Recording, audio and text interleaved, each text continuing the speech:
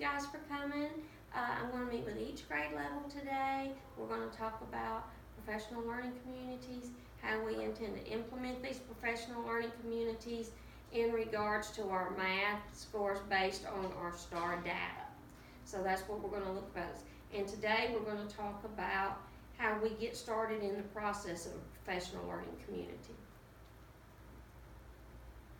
And my group members are Joseph Whited, myself, Julie Tucker, Holly Murphy, and Kenny Clevenger. We work together as a group researching educational articles, gaining information and background schema for professional learning communities and how they can be successful. In ours, Weaver Elementary School, and this is going to be a plan for our greatness. We're going to plan, and that's what we need. We're going to do it, and that's where our action's going to be. Then we're going to check it, and we're going to act to improve performance, and then it just starts all over. It's a continuous circle. If we meet one goal, we're going to start pressing on for a new goal. But this is just kind of a synopsis of what we're going to expect when we dive into our professional learning communities. Give me just 1 minute, baby. I'll be right through, okay? I want to talk about the characteristics of a professional learning community. The members, which are you guys, and you've agreed and you work together and you collaborate, and I'm very, very thankful for you for that. I'm thankful that our school has teachers like you that help make our children be successful. And we all share a mission, and that is, what are we trying to achieve as educators? What are we trying to achieve through our professional learning community that's going to focus on the math scores? We have a shared vision. What do we hope to become?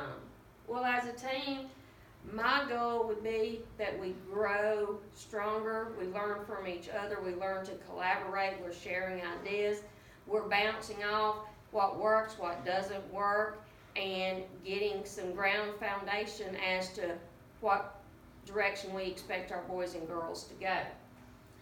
We have shared values. We work well as a collaboration. I'm very honored to say I don't feel like we have any teachers here at Weaver Elementary that want to just be individualized and isolated from everyone else. Our faculty is very willing to work together, and I'm very thankful to you guys for that. Also, trust. There's a huge element of trust, just as we expect teachers, when we expect our children to open up to us and feel like they're in a safe learning environment. This is going to be our safe learning environment where we trust each other. We're going to ask the same of you, working together collaboratively, as we ask for our kids when they're working in centers and doing group work. And then I know all of us, and Lee Twig has been very beneficial to help us. We're going to have a contentment to continuous improvement. And that's our goal. I think all of our personal goals, we always want to improve ourselves, but we want to do that as educators. We want to do that as our role models. We want to do that as the leaders of our school. The initial task, and ladies and gentlemen, this is what we're going to cover today. We're going to establish a mission and a vision. Your grade is second grade, so we'll work on the third grade mission. We're going to look at second grade data. We're going to look at where our kids were at the end of first grade on their STAR. What do we see now in STAR, and what are our projections of where we want them to be. And we're going to establish some group norms. And we're going to use existing assessment data that I asked you to bring, your STAR data. I also have the graphs and charts that I told you about the other day, last week in grade level meeting. I have those available for you. We're going to look at the colored areas of, are we on focus? Are we a little bit strategically needing intervention, or if we need some intensive intervention? And we're going to develop that today for our boys and girls. And we're also going to identify the essential learning outcomes from our goals and our curriculum, our pacing guides, our state standards. How are we going to ensure that our children are working towards mastery of the state standards? We implement the STAR math assessment. We use that as a measuring tool. We get our benchmark. We track our progress. and we see, are we up and down, are we making continuous progress? If we're not making a continuous progress, is that a key element as a sign that, hey, we might need to look at some PST accommodations for a student? I know we analyze data all the time, but we're going to build this math professional learning community around the data of our students. And we're going to identify and share existing instructional practices and research some basic best practices. And of course, we're going to adjust instruction to, as always, meet the needs of our children. Okay. I gave you in your packet your second grade PLC math binder. You will bring your binder to you each month as we meet as a team. This is one of the things I want. I have it in my hand and I have part of it. This you will complete every week, every month when you are with your team. And you'll have your team name, and I will need a facilitator, a timekeeper, and a recorder. The members of the committee will decide which job is whose. I'm not going to appoint because that's not collaborating. I'm going to let you decide who you want to be on these roles. And it doesn't have to be full-time. You can have one set of a facilitator, timekeeper, and recorder per 9 weeks, per semester, whatever works best for you. This is your professional learning community. I am not the leader. I am simply a member of the team working with you so that we can all work together for a common shared goal. This is where you're going to put your team norms. And if you'll look in your handout, you can look at this as I'm going over this with you. We're going to state our purpose and goal for every meeting. Just like when we have faculty meetings and our data meetings and our PST meetings, we have objectives, we have a purpose, we have outliers that we look at, and we're looking at our outcomes and goals of where we plan to move for our next meeting.